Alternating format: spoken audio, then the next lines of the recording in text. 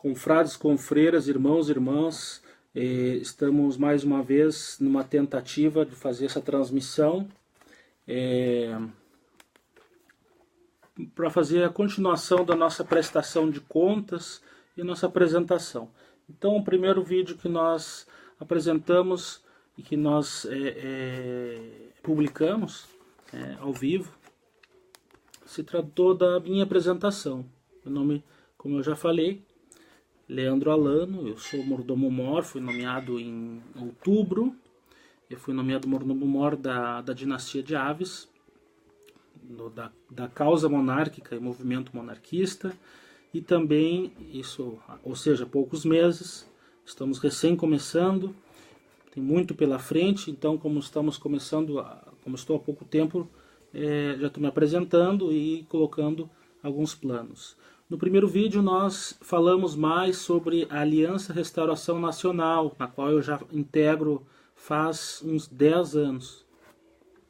E agora, neste vídeo, nós vamos estar falando mais sobre a dinastia de Aves e a minha condição frente ao regimento mordomo-mor desta dinastia, sendo o primeiro oficial de Sua Alteza Real Imperial Dom Antônio César, Duque de Lisboa e o príncipe esperado da dinastia de Aves. Chefe da Casa Real Imperial de Brasil, Portugal, Algarves e Império Ultramarino Lusitano, Governatio em Exílio, ou seja, é uma casa monárquica em exílio, reivindicando a primazia sobre os tronos destas nações, desses países. Então, como eu estava dizendo, né, em outubro eu fui...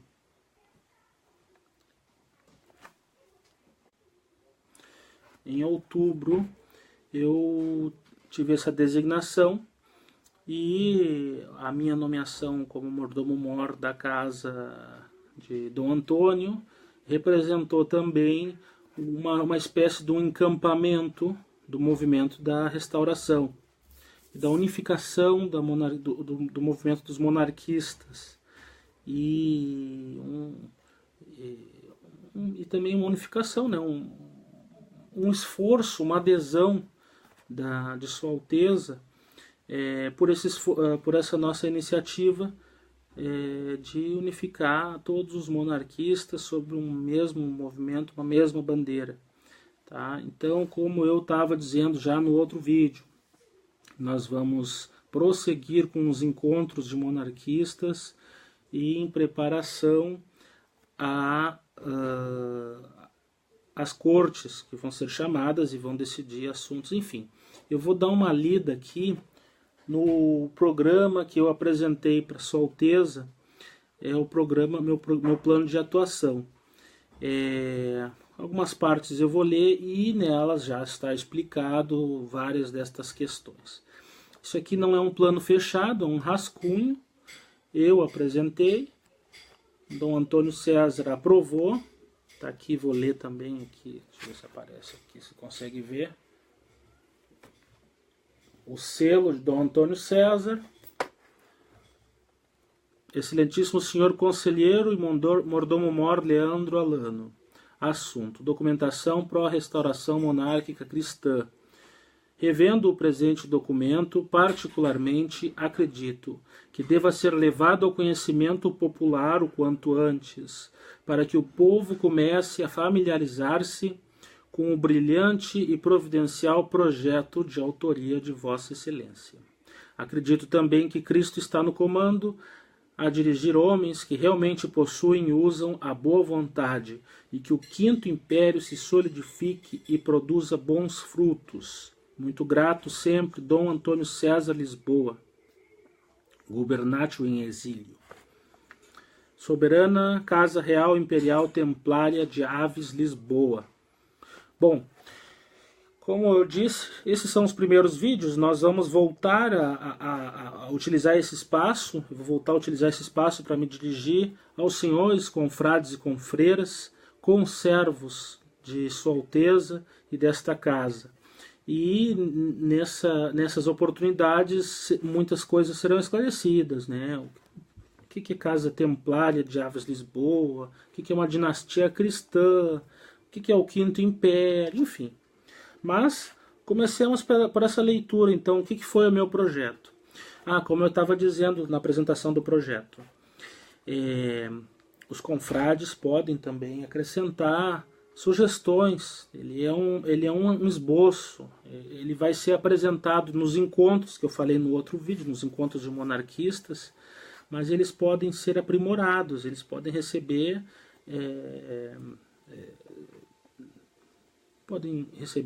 acréscimos, podem receber cortes, enfim.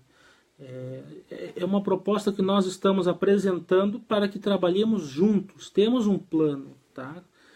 Pode ser alterado, mas nós temos um plano, nós temos um cronograma, nós sabemos onde estamos, nós sabemos quem somos, nós sabemos aonde vamos, o que queremos, sabemos todos os meios. Só que eu sozinho não posso, e também a mesma coisa, Dom Antônio também nem tem cabimento, né? Dom Antônio se envolver nisto, a restauração da monarquia é muito mais interesse nosso, então que nós o façamos e ele estará do nosso lado. Tem a missão dele a ser cumprida, ele conhece bem, ele sabe bem quem ele é e ele está preparado para isso. Então, propomos profundas reformas e padronização no sistema eleitoral partidário e político de todo o Império.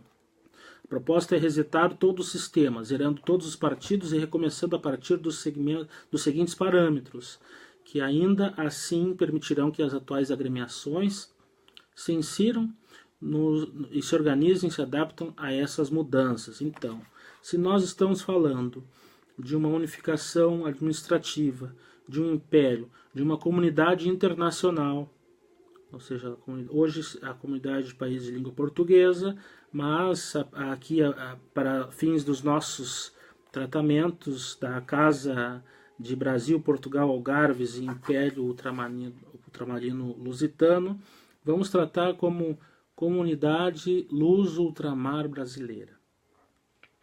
Então, que todos os mais de 100 partidos republicanos atuais se diluam em 3. São 3 partidos republicanos que disputam eleições executivas, congressos gerais quinquenais, congressos regionais quadrienais e congressos locais trienais, pelo cargo de presidente-geral da República, ou presidentes regionais da República, ou presidentes locais da República, que devem liderar sobre os 3 partidos no parlamento raso e indicando ocupante ao cargo de presidente do Conselho dos Ministros, ou Conselho dos Diretores, ou Conselho dos Burocratas. As eleições internas dos partidos para indicar presidente deste partido deve ser aberta e direta, possibilitando a população em geral participar apenas se filiando ao partido para votar. Também as prévias antes da formação das listas legislativas. Então, o que são esses partidos? Não existem tantas ideologias para termos mais de 100 partidos no Brasil, registrados 30 e quase 40 partidos. Não tem tanto, em Portugal também são vários partidos. Um sistema parlamentar, um sistema com um governo escolhido pelo povo e respeitando a pluralidade e a ideologia que o povo escolher para governar a sua nação, é impossível isso acontecer com muitos partidos, mesmo com as coligações. Então, o que são esses partidos? 3, a Liga Progressista, o Partido Liberal, o Partido Conservador. A Liga Progressista representa a classe trabalhadora através de suas entidades representativas da sociedade civil organizada. Os sindicatos, as federações de trabalhadores, as centrais sindicais operários, os partidos de operários oriundos do PT, do PSB e do PC. PCO, PSTU, PSOL, Rede, Raiz, Vamos, PCB, PCdoB, PPS, PPL, ALN. Partido Liberal, Já falei do partido da Liga Progressista, Partido Liberal. Representa a classe média através de suas entidades representativas da sociedade civil organizada. Os conselhos profissionais, as cooperativas, as entidades estudantis docentes e discentes, os sindicatos de autônomos, de micro e pequenas empresas, também os partidos liberais como o Novo, Livres.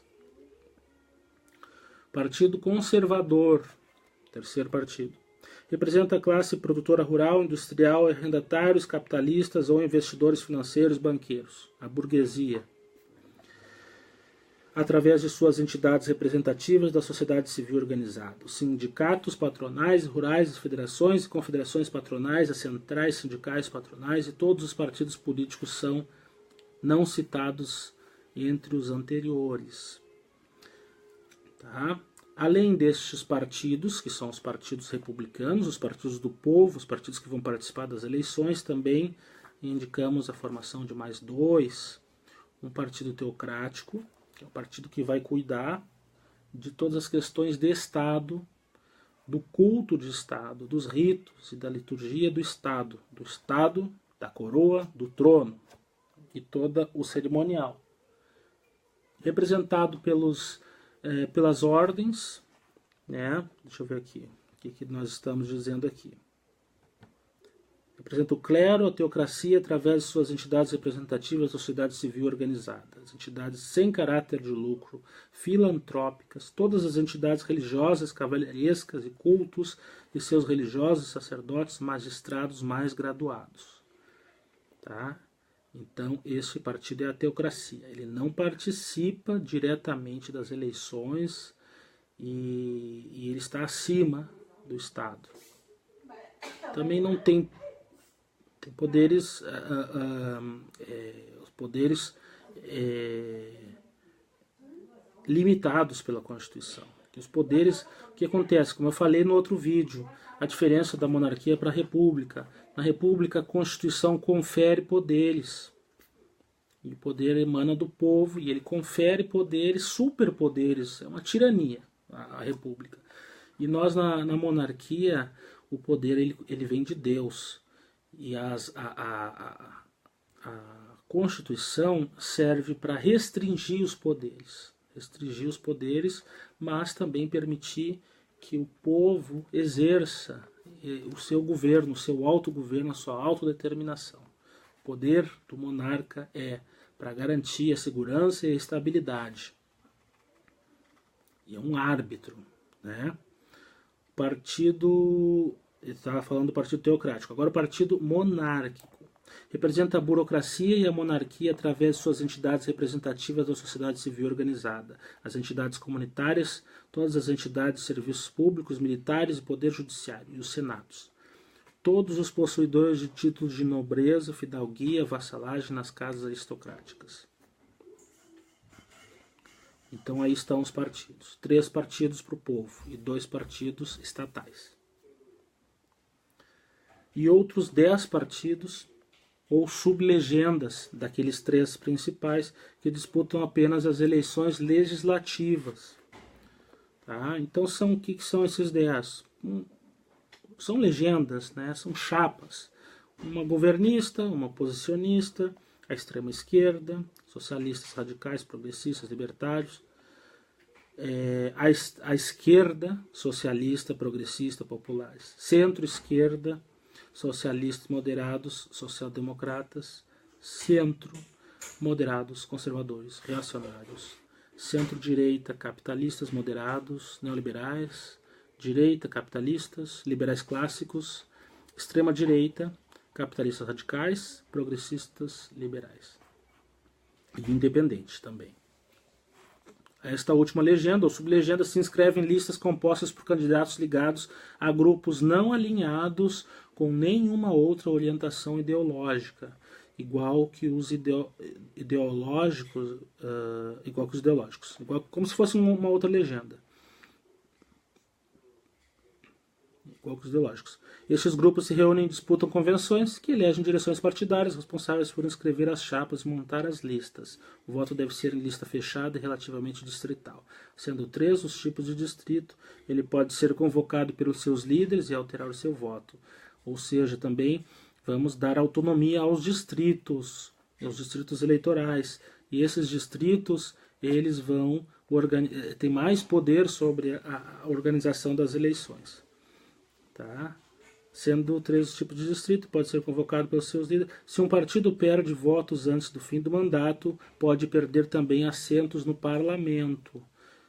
Isso aqui é o reset, que está previsto em algumas constituições, nós estamos defendendo aqui.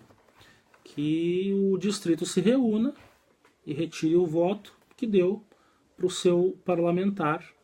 E se esse voto for decisivo para esse partido perder essa cadeira, enfim. Isso é coisa que nós vamos apresentar e vai ser discutido nos encontros estaduais. Tá? Outra proposta. Essas propostas a gente apresenta como um plano, mas elas também podem ser fatiadas e apresentadas já como propostas legislativas. Tem muitas outras aqui bem interessantes. Pelo menos eu defendo e que se ponha em apreciação e em discussão, né? Plebiscito. Questões de Estado ou governo, decidida pela convocação de uma consulta ao povo. Nos anos sabáticos, ou seja, de cada 7 anos, nós vamos promover plebiscitos, consultas populares, tá? Inclusive sobre o tipo de Estado, a forma de Estado, se monarquia ou república. A cada 7 anos a gente vai lá e altera. Como? De que forma? Nos anos sabáticos, 2019 para toda a comunidade portuguesa, 2021 para o Brasil. Consulta. Quem você quer que indique o chefe de governo pelos próximos 7 anos? Então, como é que é a pergunta? Quem você quer que indique o chefe de governo pelos próximos 7 anos? Indique apenas uma resposta. As 2 opções agora são autoexplicativas. Resposta 1. A monarquia, representada pela coroa real imperial.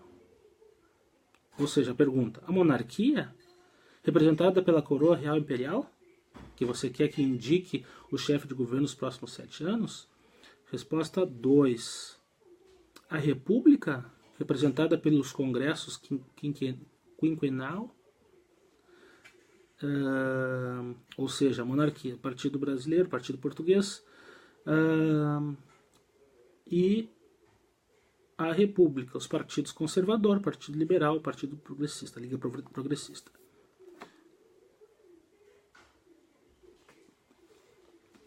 Outras consultas podem ser acrescentadas a esta numa mesma oportunidade. Assuntos em que não há unanimidade ou consenso são ideais para levar à apreciação do povo. Assim, há uma última palavra para decidir, nem que seja pelo menos por 7 anos. E agora, as cortes que eu estive falando, já no primeiro vídeo que eu expliquei bastante, que é bastante importante que as cortes decidam as questões que dividem nosso movimento monarquista. Então, as cortes. Cortes, questões de Estado ou governo, decidida pela convocação de uma consulta à aristocracia, nos anos de jubileu de 2022 para o Brasil, 2050 para todo o mundo, de 2052 para a comunidade portuguesa. Consultas, ou seja, que tipo de consulta? Demandas levantadas pelos congressos partidários, demandas da coroa, questões dinásticas. É possível uma dinastia perder vassalos em favor de alguma outra e perder a primazia, sendo destituídos os príncipes eleitores e substituídos pelos da nova dinastia a suceder na vacância do trono. Tá? Os príncipes eleitores, isso aí é uma instituição do Sacro Império Romano Germânico, em que haviam 7 príncipes, eles que elegiam o monarca. No nosso caso aqui, nós fomos adaptar e vamos colocar os 7 da linhagem, vão participar do Estado ativamente, os 7 príncipes da linhagem de sucessão. Então, propostas, como eu estava dizendo, propostas e emendas constitucionais. Ou seja, esse modelo de monarquia, esse modelo de restauração que nós estamos apresentando é o mais parecido com o modelo da Revolução de Aves. Esse é um dos aspectos. Outro aspecto, nosso Estado, nosso direito, nosso ordenamento jurídico, nosso tipo de direito, como dizem. Eu não sou da área, mas eu vou te dizer o que a gente sabe. Ele é considerado herdeiro do modelo romano-germânico, o direito romano-germânico, uma herança clássica, né, do Império Romano e também do Império Romano-Germânico. Essas influências que nós sofremos. Então, também vamos nos utilizar da organização de Estado, assim como elementos jurídicos, se nós nos lançamos mão, né, nessa literatura antiga, também vamos lançar mão de instituições tradicionais dessas organizações. Então vamos lá. Propostas e emendas constitucionais. Quórum para reformas constitucionais ou impeachment. Esse foi um assunto muito polêmico, muito problemático, que na República completamente derruba completamente a estabilidade política, levanta suspeita em relação a golpe, arranjos, e também abre portas para quem, como Dom Pedro I, quando ele fez a nossa Constituição, ele fez questão de prestar atenção em dispositivos que impedissem o autoritarismo e o acúmulo de poder. Né? Apenas ele permitiu que houvesse a possibilidade do Estado de Direito efetivo, né? De que ninguém acumulasse poder, que ninguém desse golpe, esses furos que eles encontram. Né? Como, por exemplo, agora a gente passou por em que tivemos um julgamento de impeachment por um crime administrativo, mas as pessoas que estavam julgando estavam falando de qualquer outra coisa. Questões políticas que estavam motivando elas a votarem, crimes de corrupção, que não tem provas, não tem nem acusação. Esse não era o foco, não era o lugar. Né? Ao mesmo tempo, o substituto, que tinha uma série de outros crimes com provas e tudo, o rito não permitia que ele fosse julgado da mesma forma que a anterior. Ele precisavam aprovar para que o Supremo fosse julgar ele, o Poder Judiciário fosse julgar ele, porque eram crimes comuns. E por essa razão ele continuou governando, uma pessoa com muito mais provas. Então isso são coisas que a Constituição, da forma que ela é feita, ela permite essas distorções. Tá? Então, o que acontece? Nós podemos apresentar e devemos apresentar, à medida que seja apreciado pelo movimento, essas propostas de emenda constitucionais. Quórum para reformas constitucionais ou impeachment. A gente sofreu tanta reforma constitucional desde a última Constituição que praticamente essa Constituição não existe, mas isso vai ser assunto do nosso próximo vídeo, da nossa próxima transmissão. Cada parlamentar tem uma porcentagem de votos populares que devem ser somados ao seu voto. A soma total de todos os votos deve ser superior à soma total dos votos que elegeram o chefe de governo eleito nas últimas eleições. A convenção e prévia interna elege por voto individual aos participantes das listas e esta porcentagem de votos recebidos deve ser levada em conta. O povo elege em plebiscito se o chefe de governo é escolhido pelo imperador ou pelo presidente da república, esta quantidade de votos da maioria que deve ser superada pelo parlamento para impeachment ou emenda constitucional. Aqui já está falando de um caso de nós já com a monarquia restaurada, mas esta proposta ela serve muito bem para a nossa realidade. Por exemplo, se tu somares os votos de todos os parlamentares que fazem uma emenda constitucional, eles não superam, por exemplo, os votos que o presidente da República recebeu para ser eleito. Em alguns casos. Então, em vez de ser 2/3, 3/5, que esse quociente necessário para aprovação seja a maioria mais votos do que o presidente. Tá? Também, tanto para emenda constitucional, quanto para destituição do governante. Tá? Essa é uma proposta. Outra proposta, nepotismo. Está permitido o nepotismo nos seguintes termos. Na cultura brasileira, o nepotismo existe, ele é uma realidade. E é unanimidade, todo mundo quer colocar parente para trabalhar em órgão público. E por que a gente segue com essa hipocrisia de achar que está horrível, que errado, que não sei o que? Se nós confiamos nos nossos parentes, nós confiamos nos nossos familiares. Nas empresas, se a gente tem uma empresa, dirige uma empresa, a gente vai querer botar o quê? Parente, familiar, se bem que às vezes não é muito bom, mas tem famílias que conseguem ser organizadas o suficiente para haver confiança, porque na política não dá. Então aqui, ó, é permitido nos seguintes termos. Os parentes de funcionários públicos ou políticos podem trabalhar até mesmo diretamente com seus parentes, desde que seja um trabalho semi-voluntário, ou seja, sem salário, apenas despesas com transporte, alimentação e outras despesas relativas ao cumprimento de suas funções.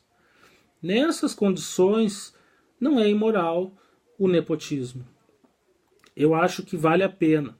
Muitas vezes as primeiras damas trabalham, na maioria dos casos elas não têm salário e elas trabalham no governo, elas desempenham algum tipo de função. Então a esposa pode trabalhar. Esses funcionários públicos eles são bem pagos. Dá muito bem para trabalhar a esposa, filho, sobrinho, e ele tira do bolso para ajudar. Muitas vezes são pessoas que já são ricas, elas não precisam. Tá? Validação das abstenções e do voto facultativo.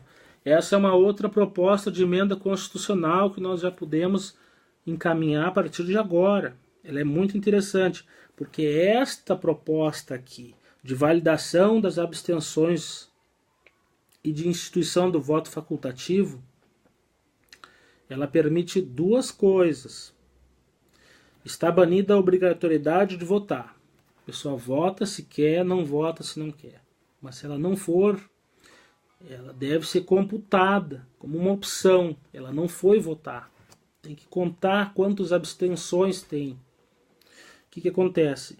Sendo ao mesmo tempo um direito e um dever. Queremos garantir o direito do cumprimento deste dever com uma abstenção. Passando a abstenção a contar como voto válido também. Quem, por opção, achar melhor não votar, que não vote. Votos brancos, nulos ou ausências, que são as abstenções, devem ser computadas nas eleições majoritárias e proporcionais como votos válidos. No caso da majoritária, isso aconteceu em Porto Alegre e aconteceu em São Paulo nas últimas eleições. Quem teve mais voto, as abstenções. No caso da majoritária, havendo maioria simples de abstenções, elas devem valer a indicação de um eleito pela Casa Real Imperial. Que se restaure a monarquia. Provavelmente agora nós vamos ter mais de 20 candidatos, um povo indignado. Provavelmente nós tenhamos uma maioria de abstenções nessas eleições presidenciais agora de 2018. Com essa emenda constitucional, em caso de maioria de votos abstensos, se restaura a monarquia. O rei indica um regente, primeiro um presidente de conselho de ministros, para governar em seu nome.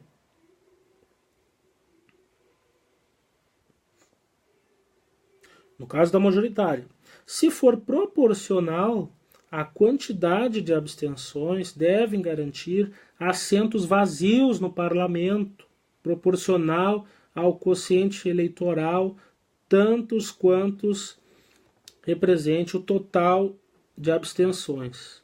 Então, se metade da população não votar, é porque ela não quer ter representantes no parlamento, ela não quer deputados, ela não quer vereadores.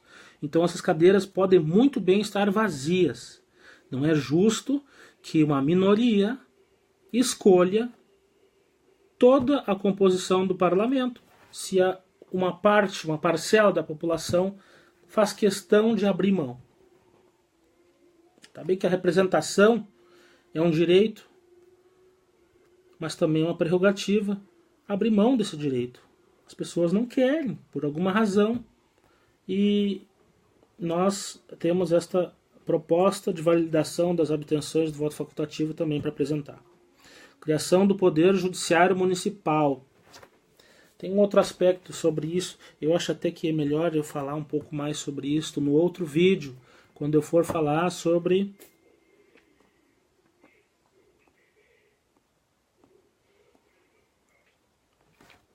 o estudo da constitucionalidade ou inconstitucionalidade da Constituição Federal e das constituições brasileiras. E tenho aqui uma lista de 7 ADINs, ação direta de inconstitucionalidade da nossa Constituição. Ou seja, existem leis que são inconstitucionais, passam por um processo de ação de inconstitucionalidade, mas também existe a Constituição inconstitucional. A nossa Constituição, nós que somos monarquistas e que somos ativistas pela restauração, nós sabemos que ela não é constitucional. Em que termos ela não é constitucional?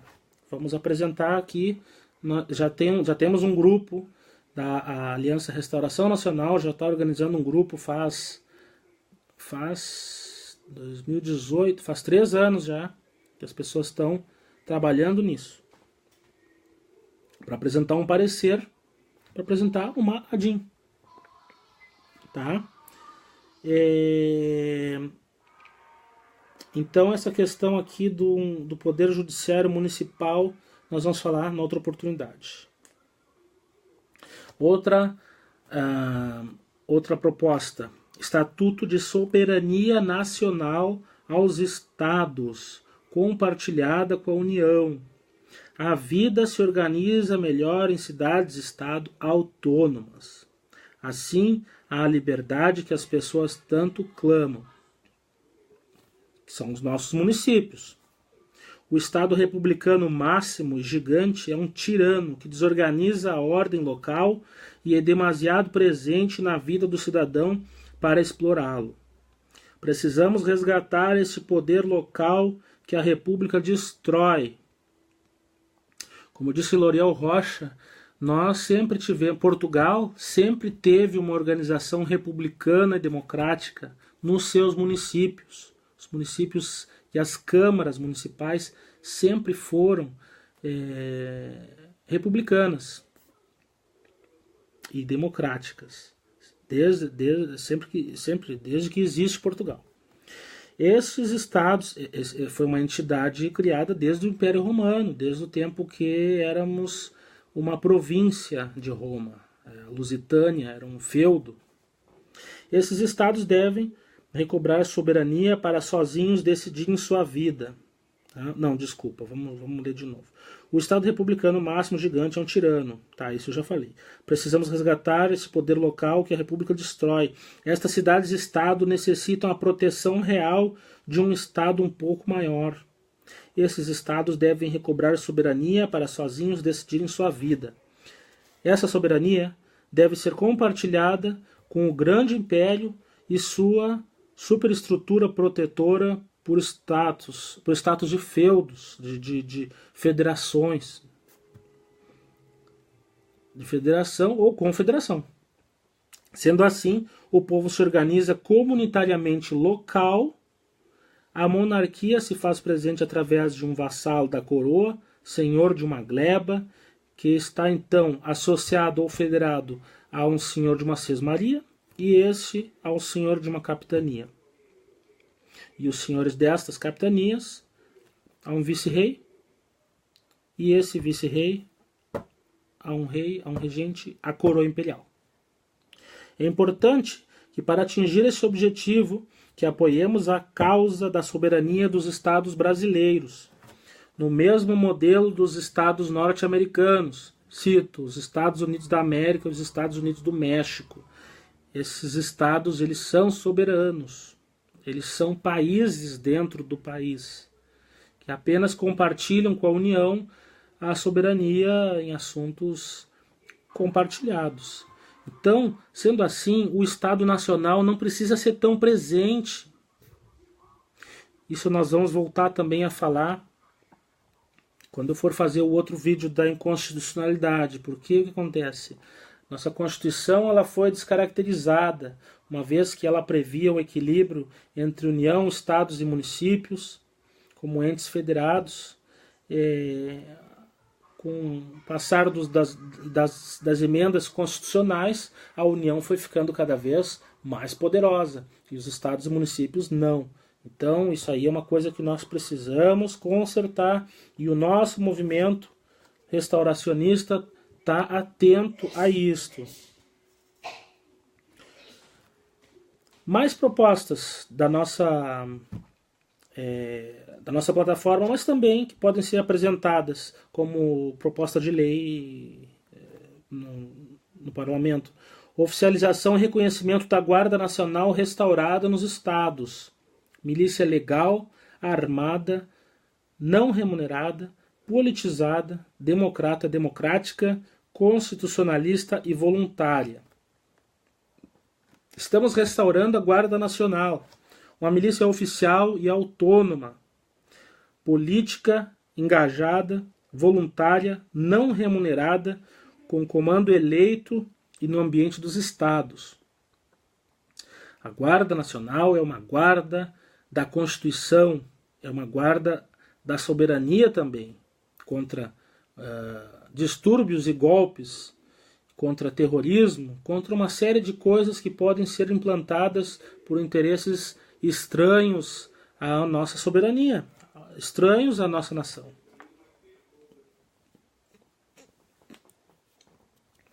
A esta chamaremos GNR, Guarda Nacional Restaurada. Em Portugal já tem uma GNR, que é a Guarda Nacional Republicana, me parece.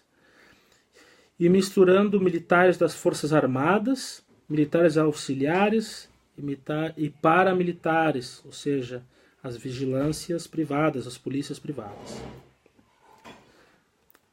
Da ativa, inativos, ou então reformados, né? Da ativa, reformados, nativos. Também criaremos uma GNDS, Guarda Nacional de Dom Sebastião, uma milícia de honra para aristocratas engajados ao sebastianismo e à restauração. Nela teremos a cooperação dos atuais altos comandos das Forças Armadas, das polícias militares e dos empresários da segurança privada.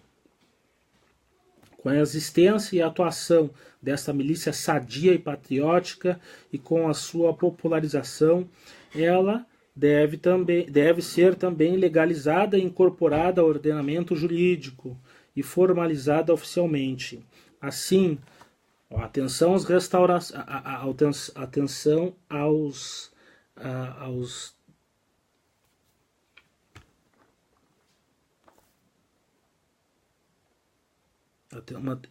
puxa vida, me deu um branco, me esqueci. Vale lembrar, fazer essa transmissão para mim é um desafio muito grande, porque eu sou uma pessoa disléxica, então requer toda uma preparação, um esforço, né? Eu não tenho o dom da palavra, também não tenho tanta cultura assim, mas com certeza eu tenho muito esforço e Sua Alteza reconheceu em mim as qualidades para desempenhar esta função que me confiou. Então eu estava me referindo ao interesse dos intervencionistas, aqueles que querem intervenção militar, aqueles que pedem para que o exército ocupe e tome a frente. Então, o que diz aqui?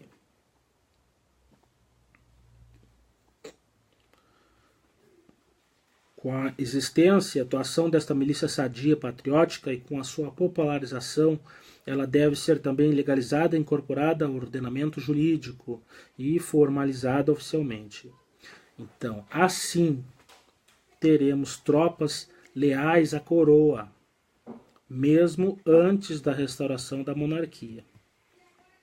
E em caso de necessidade de uma intervenção militar, quem daria o comando seria Sua Majestade, é o rei. O rei, o herdeiro, escolhido pelas cortes que nós vamos convocar e nós vamos preparar e dar toda a condição para que elas aconteçam. Podem ter certeza que vão ser analisados os direitos de participação dessas cortes, os títulos, os direitos, os títulos, se eles são legais, não são legais, se os títulos por quem foram conferidos os títulos, se quem conferiu os títulos tem esse poder, se o título era hereditário ou não, se esta pessoa que ostenta o título e quer participar, ela pode participar. Podem ter certeza, nós vamos estar cuidando de todos esses detalhes.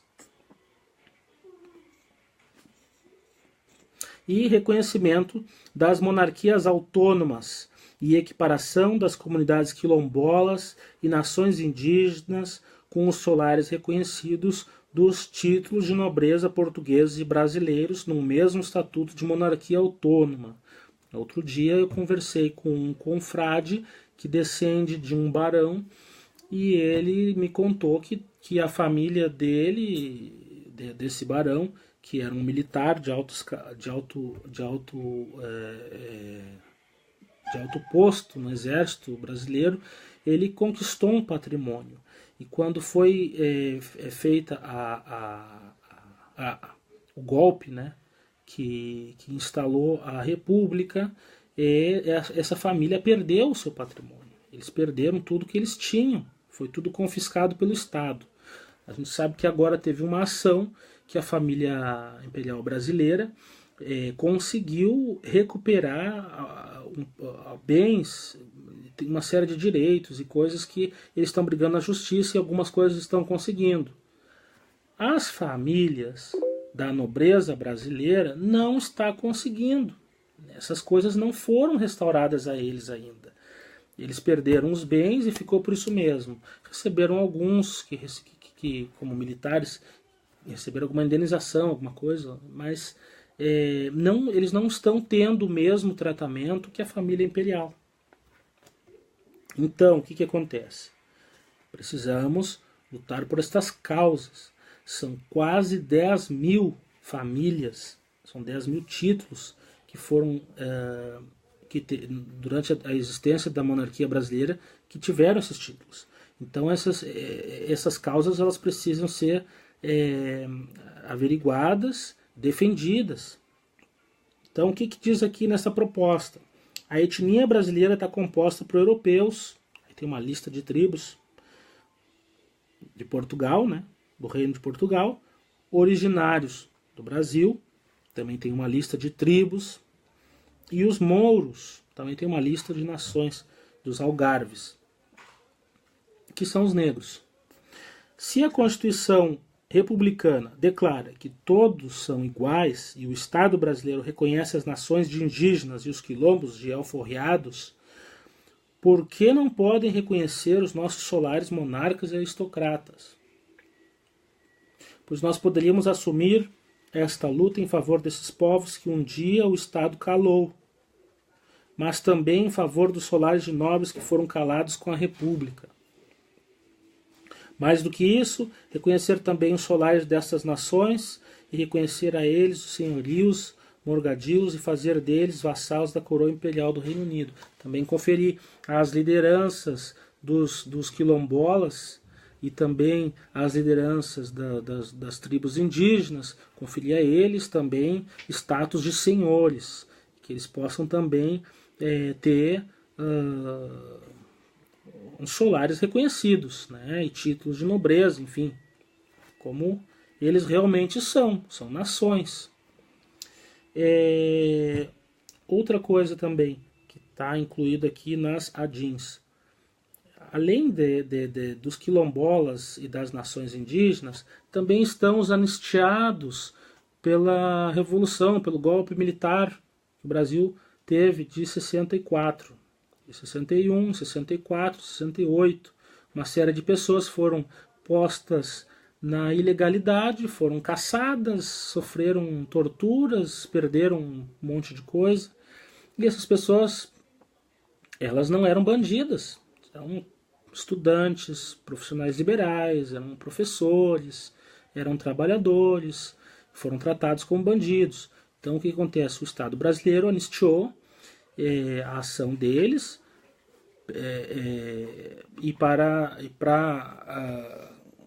uma forma de ressarcimento da injustiça cometida contra essas pessoas, elas recebem uma indenização.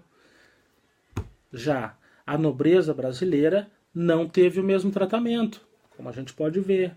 Quem foi desterrado com o golpe, com a República, não voltou a ser reconhecido pelo Estado, nem ter nenhum tipo de indenização.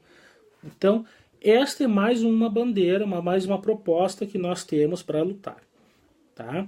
Depois eu tenho aqui a lista toda, enviar a ADIN ao STF e levar ao Congresso como emenda constitucional substitutivos e correções a estas ações. Isso aqui é assunto para uma outra live que nós vamos fazer depois. Eu acho que nós já nos estendemos o suficiente e nos colocamos à inteira disposição de todos para esclarecimentos.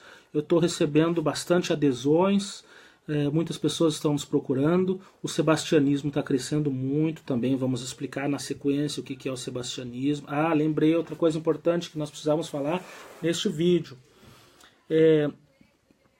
Nós não temos muito material sobre a Casa de Aves. Recém nós estamos restaurando no ano passado. Temos alguns posts, algumas fotos no Facebook, não é muita coisa.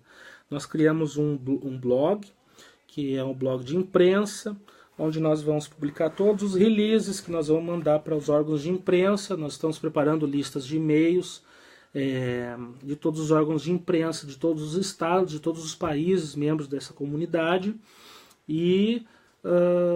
Mas nós não temos uma literatura própria. Tá? Tem um livro que foi escrito, está em fase de publicação, mas não tem ainda uma editora, que está publicando a história do Quinto Império, e é de autoria do conde Flávio Lopes Coutinho, tá? Jornalista também como eu, e ele é um dos 2 porta-vozes de Sua Alteza.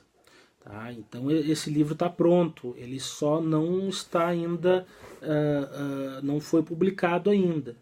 E eu também estou fazendo uma pesquisa e provavelmente, não sei se esse ano, não tenho ideia se vou poder esse ano ou ano que vem, alguma coisa também eu vou estar publicando.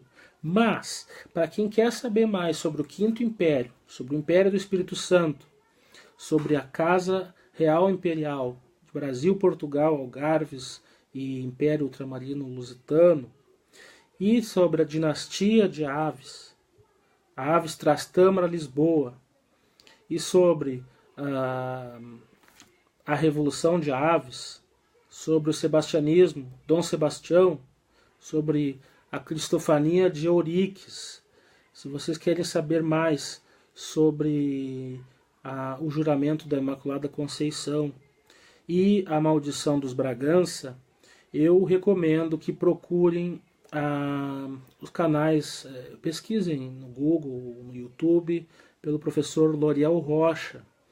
Ele tem vários vídeos gravados Também tem um canal aqui, Rony Vambassa. Depois, nos próximos vídeos, nós vamos divulgar esse canal. Esse canal também tem bastante conteúdo sobre a nossa causa. Então eu recomendo vocês que procurem esta literatura do professor Loriel Rocha, Tito Livio Ferreira, enquanto nós ainda não temos os nossos livros, os nossos manuais. Mas isso faz parte da história portuguesa, faz parte da história brasileira. Novos historiadores estão esclarecendo uma série de coisas que estavam ocultas, e logo logo nós vamos ter subsídios suficientes para todas as pessoas que têm interesse de se juntar a nós e lutar junto conosco. Mais uma vez, quero reiterar a chamada, fiquem atentos a quando vai ter nos seus estados os encontros de monarquistas, procurem organizar os seus grupos, procurem organizar suas comissões organizadoras e procurem preparar esses encontros. Mantenham-nos informados pelos nossos grupos, mantemos a nós com notícias de como estão se desempenhando as suas tarefas, que nós queremos também divulgar isso para todos, para todo o movimento. Tá? Um abraço a todos, nossas saudações e nos vemos no próximo vídeo. Tchau!